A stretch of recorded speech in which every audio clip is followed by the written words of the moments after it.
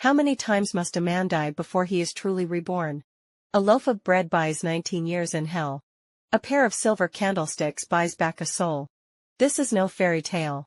This is an epic of redemption. Welcome to Hugo's Les Miserables.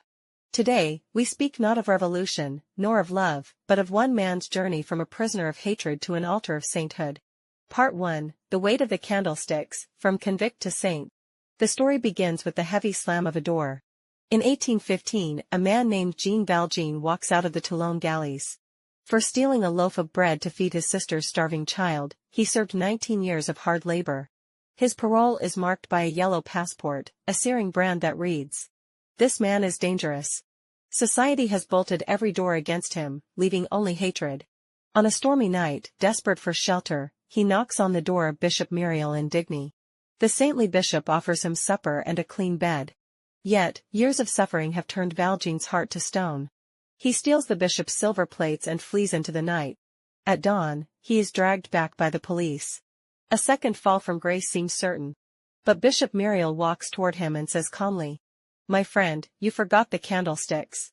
I gave them to you as well." Then, turning to the police, "This silver was a gift." As the police leave, the bishop places the candlesticks in Valjean's hands, looks into his eyes, and speaks the words that change everything. "Jean Valjean, my brother, you no longer belong to evil, but to good. I have bought your soul for God." That night, under a vast sky, the ex-convict falls to his knees and weeps.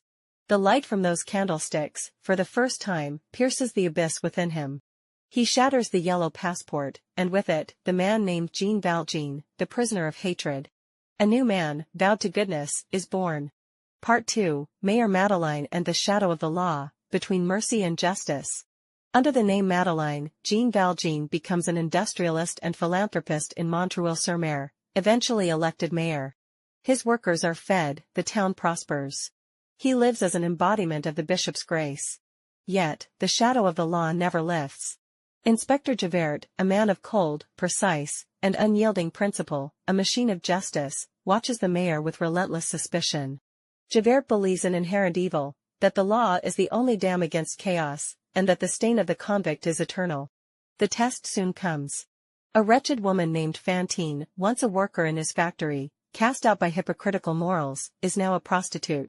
To support her daughter Cosette, left with the vicious Thénardiers, she sells her hair, her teeth, everything. When Javert moves to arrest the dying woman for assaulting a gentleman, Mayor Madeleine intervenes. He orders Javert to release her and vows, "I will be responsible for her and the child." Fantine sees an angel in him, but her life is already extinguished. With her last breath, Valjean whispers his fateful promise, "I will bring your child to you." To save an innocent man mistaken for Jean Valjean, the real Valjean ascends the courtroom stand, rips off his mask, and declares to the world, "I am that convict." He saves a stranger's body but places his own soul back into the noose of the law. Javert hunts him not merely as an officer chasing a criminal, but as a believer trying to kill a miracle, a saint emerging from the filth of the galleys. Part 3, Cosette and the Dawn of the Barricade, Revolution, Forgiveness, Salvation.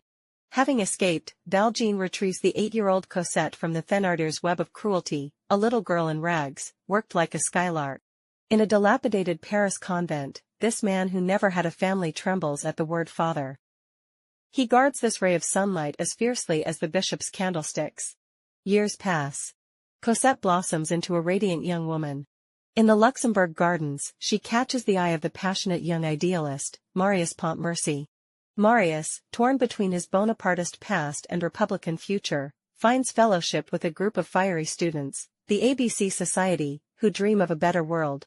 In the June Rebellion of 1832, all destinies converge on the barricades.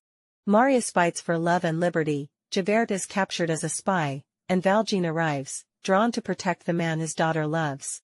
In the cellar beneath the barricade, Valjean holds the ultimate power of revenge, a pistol aimed at his bound, lifelong hunter, Javert. Instead, he cuts the ropes, points to an escape route, and says, "You are free." He not only spares Javert but later carries the wounded Marius through the foul sewers of Paris. That night, Javert's world collapses. A convict has shown mercy the law cannot comprehend, a fugitive has enacted a higher justice. After letting Valjean go, Javert cannot reconcile the clash between his rigid code and this act of grace. He chooses a darker justice, plunging into the torrent of the Seine. Marius recovers and marries Cosette. After confessing his past, Valjean, believing his presence a stain, withdraws into solitude. When Marius learns the full truth of their salvation, they rush to Valjean's barren room. The old man is dying. The candlesticks glow on the table. Gazing at the weeping couple, and at a presence only he can see, he whispers, "I do not know whether the bishop is pleased with me." He sleeps. No star in the night sky burns brighter than his soul. Epilogue. Les Miserables is more than one man's epic. It is a vast canvas of human suffering, law, revolution, and faith. Hugo exposes the misery of our world, but lights a candle within the darkness. It reminds us that as long as ignorance and poverty endure, this story remains urgent. True light comes not from perfect law or violent upheaval, but from a single act of mercy, a hand extended in the cold, and the arduous path of a sinner choosing to become a saint.